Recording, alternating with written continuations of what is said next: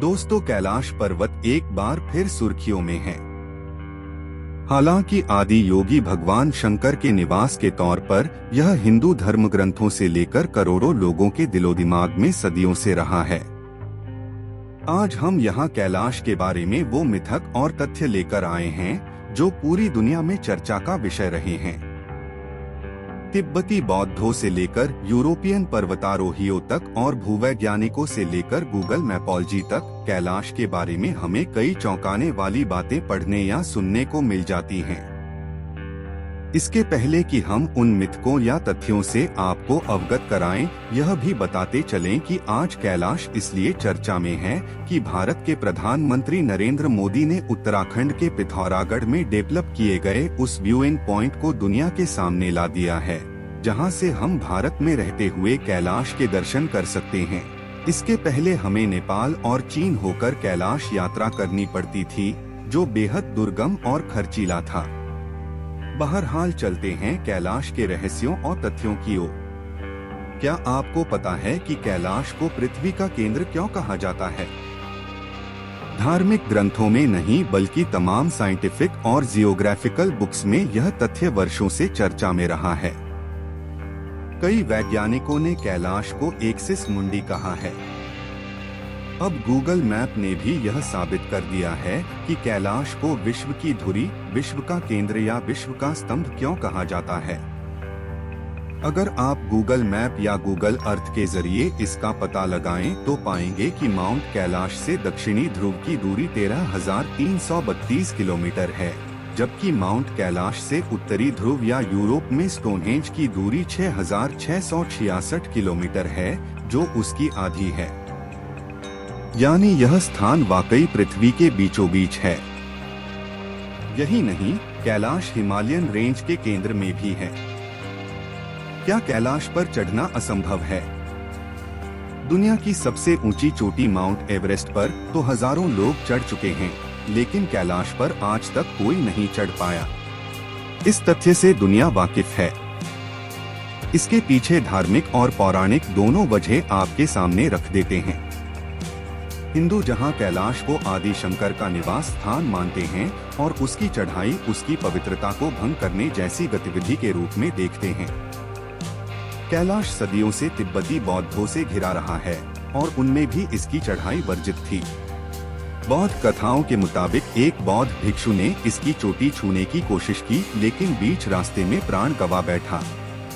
लेकिन ये बातें तो सिर्फ हिंदुओं और बौद्धों को ऐसा करने से रोक सकती है, बाकी दुनिया का कोई पर्वतारोही तो चढ़ ही सकता था। लेकिन दोस्तों, जमीनी हकीकत यह है कि कैलाश की बनावट ही ऐसी है कि किसी इंसान के लिए चोटी तक पहुंचना संभव नहीं।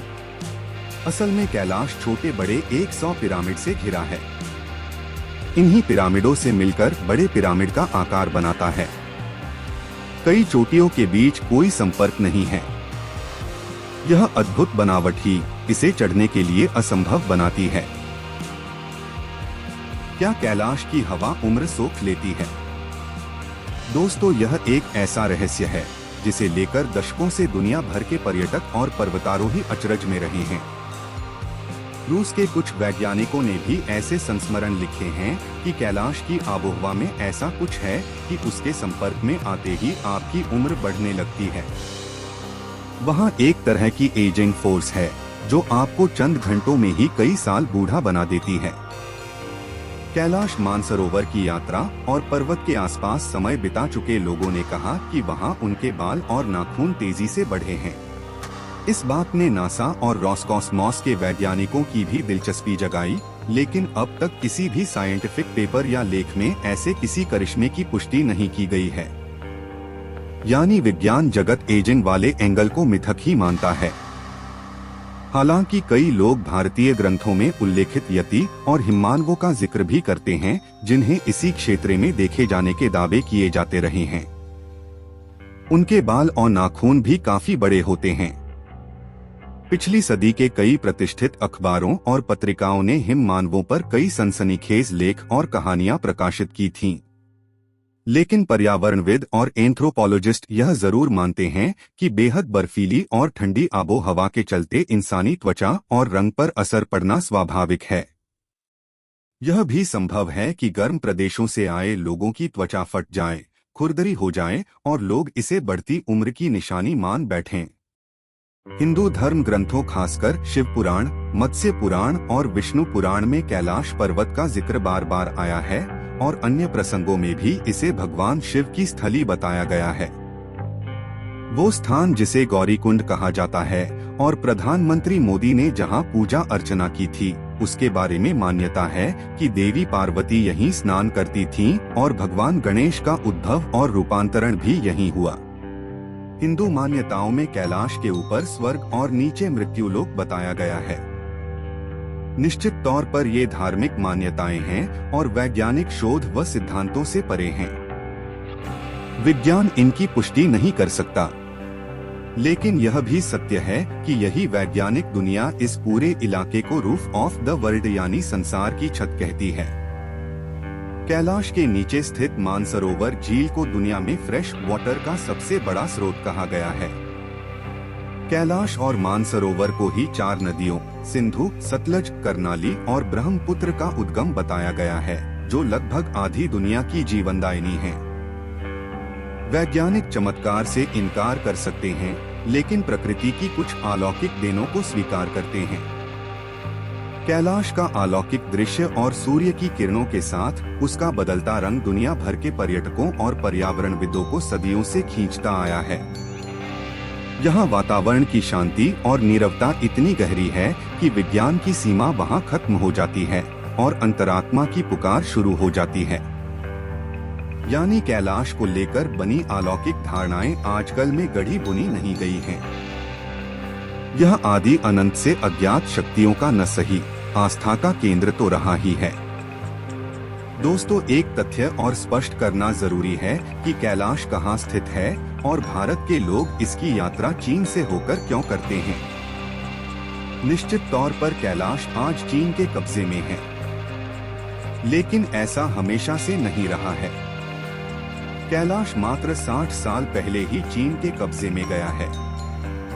यह प्राचीन काल से भारत का हिस्सा रहा है। हाल के 200-400 साल में यह तिब्बत का हिस्सा रहा, और वह भी सिर्फ इसलिए कि अंग्रेजों ने दुर्गम पहाड़ी क्षेत्रों में दिलचस्पी नहीं दिखाई और तिब्बत व नेपाल को उनके हाल पर छोड़ दिया। यानी अंग्रेज चाहते तो ये दोनों क्षेत्र भी आज भारतीय मानचित्र में ही होते। फिर भी मुगल हो या अंग्रेजी काल, तिब्बत और नेपाल से भारत की आवाजाही हमेशा बेरोक-टोक रही है। बीच में कोई सीमा, कोई बंधन नहीं था। ऐसे में कैलाश तिब्बत में होकर भी भारत में ही था। साल 1959 में तिब्बती धर्मगुरु दलाई लामा भारत की शरण लेते हैं और 1962 की लड़ाई में चीन अक्साई चिन और कैलाश रेंज को अपने कब्जे में ले लेता है। चूंकि चीन कैलाश के धार्मिक महत्व को समझता है, इसलिए भी उसने जानबूझकर उसे अपनी सीमा में रखा।